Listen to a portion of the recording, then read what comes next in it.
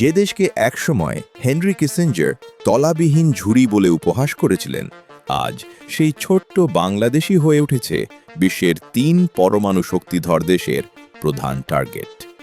হ্যাঁ, ঠিকই শুনেছেন। ভাবুন তো, কেন ট্রাম্পের আমেরিকা, মোদির ভারত আর শি জিনপিংয়ের চীন সবাই এই মুহূর্তে বাংলাদেশের দিকে আঙুল তুলে তাকিয়ে আছে? কেন আমাদের ছোট্ট এই ভূখণ্ডটি আজ বিশ্বের মোড়লদের দাবার বোর্ড হয়ে দাঁড়িয়েছে? কেন পৃথিবীর ৩টি পরমাণু শক্তিধর দেশ আমাদের এই পলিমাটির ভূমিকে নিয়ে এত মরিয়া? ১৭ কোটি মানুষের এই পলিমাটির দেশে এমন কি গুপ্তধন লুকিয়ে আছে যার জন্য এই পরাশক্তিরা হন্যে হয়ে ছুটছে?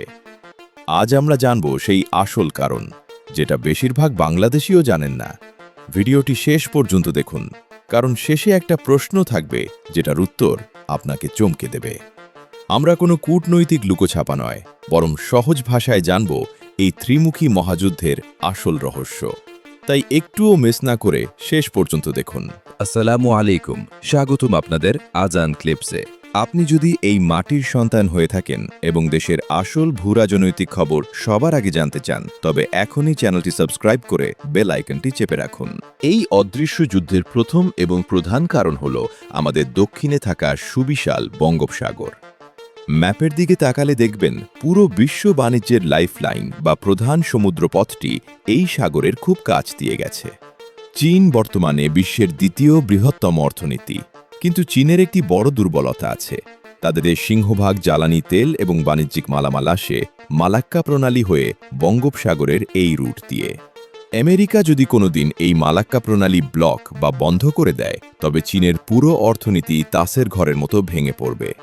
আর ঠিক এই শ্বাসরুদ্ধকর পরিস্থিতি থেকে বাঁচতে চীন চায় বঙ্গোপসাগরে তাদের একটি শক্তিশালী উপস্থিতি বা কৌশলগত ঘাঁটি থাকুক। আর সেই ঘাঁটির সবচেয়ে নিরাপদ ও সহজ প্রবেশদ্বার হল বাংলাদেশ। সোজা কথায়, পরাশক্তি আমেরিকার হাত থেকে নিজের অস্তিত্ব রক্ষার জন্য চীন যে কোনো মূল্যে বাংলাদেশকে তার পাশে চায়।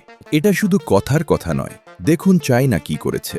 ২০২৫ সালে মার্চে মোহাম্মদ ইউনুসের বেইজিং সফরে চায়না বাংলাদেশকে দিয়েছে $2.1 বিলিয়ন বিনিয়োগ ও অনুদান। গত এপ্রিল মাসে চায়না ঢাকায় বাংলা নববর্ষে ২৬০০টি ড্রোন দিয়ে আলোর শো করেছে। মে মাসে চায়নার কমার্স মিনিস্টার ঢাকায় এসেছেন ২৫০ জন ইনভেস্টর নিয়ে। চীনের ইতিহাসে বাংলাদেশের সবচেয়ে বড় বিজনেস ডেলিগেশন।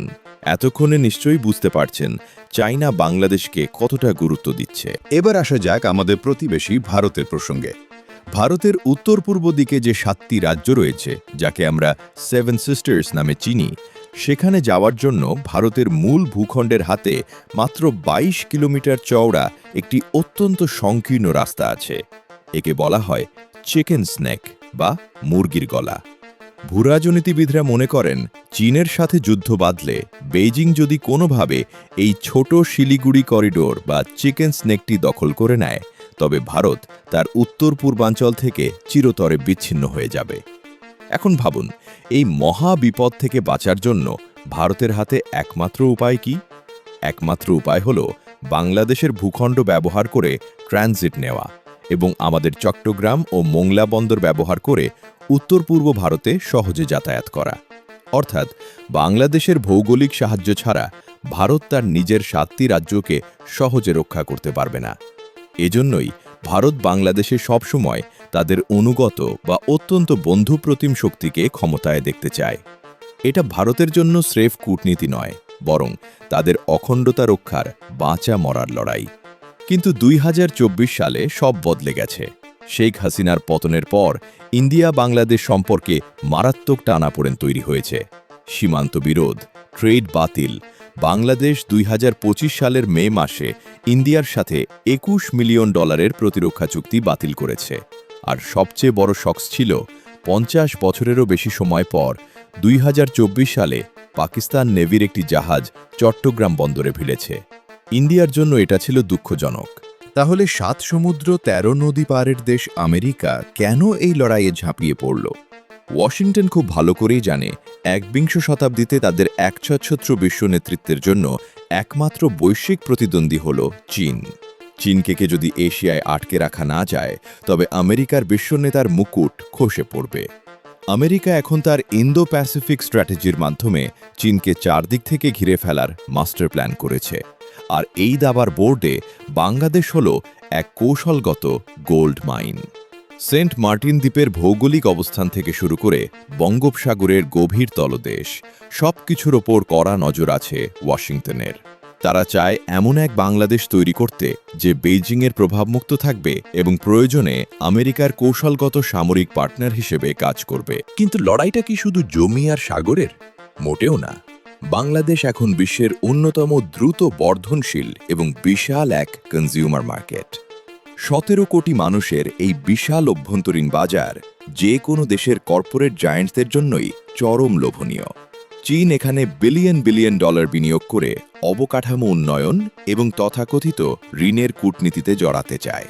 অন্যদিকে ভারত চায় কম খরচে ট্রানজিট সুবিধা নিয়ে তাদের 7 সিস্টার্সকে অর্থনৈতিকভাবে সচল রাখতে। আর আমেরিকা চায় এই উদীয়মান বিশাল বাজারে তাদের বড় বড় কোম্পানির একছত্র আধিপত্য বজায় রাখতে। অর্থাৎ এটি যেমন সামরিক ক্ষমতার লড়াই, তেমনি এটি এক বিশাল অর্থনৈতিক বাজার দখলের যুদ্ধও বটে। এখন প্রশ্ন হল, ছোট দেশগুলো এই প্রতিযোগিতায় কিভাবে নিজেদের সার্বভৌমত্ব রক্ষা করবে? বাংলাদেশের জন্য এটাই সবচেয়ে বড় চ্যালেঞ্জ। বন্ধুরা, এই যে 3 পরাশক্তির দাবার খেলা, এর মাঝে পড়ে আমাদের প্রিয় মাতৃভূমির সার্বভৌমতত্ত্ব আজ এক কঠিন চ্যালেঞ্জের মুখে। বাংলায় একটা প্রবাদ আছে, হাতিতে হাতিতে যুদ্ধ হয় আর মাঝখান থেকে উলুখাগড়ার প্রাণ যায়। আমরা কি পরাশক্তিদের লড়াইয়ের সেই উলুখাগড়া হব? 1971 সালে আমাদের পূর্বপুরুষেরা প্রমাণ করেছেন এদেশের মানুষ বুলেট বোমার মুখেও কারো দাসত্ব মেনে নেয়নি। এদেশের পলিমাটি যেমন নরম, এদেশের মানুষের সংকল্প কিন্তু গ্রানাইটের চেয়েও কঠিন। আজ আমাদের ভৌগোলিক অবস্থানই যেমন আমাদের সবচেয়ে বড় সম্পদ, সঠিকভাবে ব্যবহার করতে না পারলে এটাই হতে পারে আমাদের বড় বিপদ। কূটনৈতিক চালে যদি সামান্য ভুল হয়, তবে আমাদের স্বাধীনতা ঝুঁকির মুখে পড়তে পারে। তাই আজ কোনো দল বা মত নয়, দেশের স্বার্থে 17 কোটি মানুষের এক হওয়া সবচেয়ে বেশি জরুরি। আজ আমাদের ভৌগোলিক অবস্থান আমাদের দুর্বলতা নয়, এটা আমাদের সম্পদ। শর্ত একটাই, সঠিক নেতৃত্ব এবং সঠিক কূটনীতি। সিঙ্গাপুর ছোট ছিল, সাউথ কোরিয়া ছোট ছিল, তারপরেও তারা পৃথিবীর সবচেয়ে সমৃদ্ধ দেশগুলোর মধ্যে আছে। বাংলাদেশ পারবে না কেন? দেশের একজন সচেতন নাগরিক হিসেবে আপনি কি মনে করেন? এই 3 পরাশক্তির ত্রিমুখী খেলায় বাংলাদেশের কোন দেশের সাথে সবচেয়ে ভারসাম্যপূর্ণ সম্পর্ক রাখা উচিত? আপনার মূল্যবান মতামত নিচে অবশ্যই কমেন্ট করে জানান। ভারত, চীন নাকি আমেরিকা? বর্তমান পরিস্থিতিতে কার ওপর সবচেয়ে বেশি ভরসা করা যায়? ভিডিওটি যদি তথ্যবহুল মনে হয়ে থাকে তাহলে বন্ধুদের সাথে শেয়ার করুন, সত্যকে ছড়িয়ে দিন। দেখা হবে পরবর্তী কোনো এক্সক্লুসিভ ভিডিওতে। ভালো থাকুন, দেশকে ভালোবাসুন। আল্লাহ হাফেজ।